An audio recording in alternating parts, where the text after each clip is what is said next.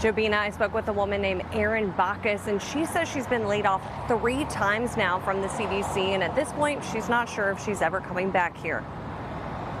Yeah. Erin Bacchus could always tell you about her job. I was/am a health communication specialist in the Office on Smoking and Health at CDC. She could, at least until February.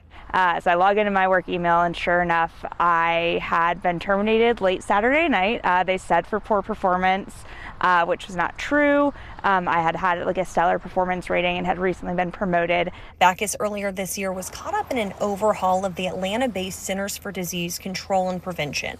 I found out that I'd been fired a second time through a reduction in force that happened on April 1st. In that case, my entire office was taken out. The most recent email reached her on Friday, saying that we would be terminated again in the reduction in force.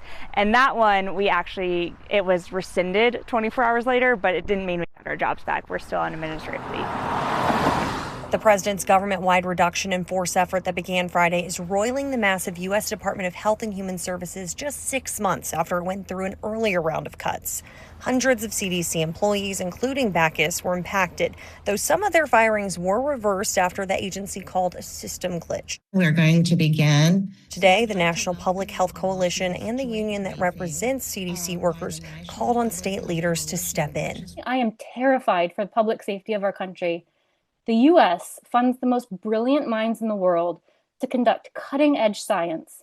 Scientists on the Zoom call are concerned. Bacchus is trying to stay hopeful. Maybe at some point they'll realize, hey, it's a really bad idea to really, take a sledgehammer to our nation's public health institute. Ongoing concerns as confusion at the CDC continues. A Health and Human Services spokesperson says that the cuts are part of an effort to close wasteful and duplicative entities. Jobina? Wow, Madeline.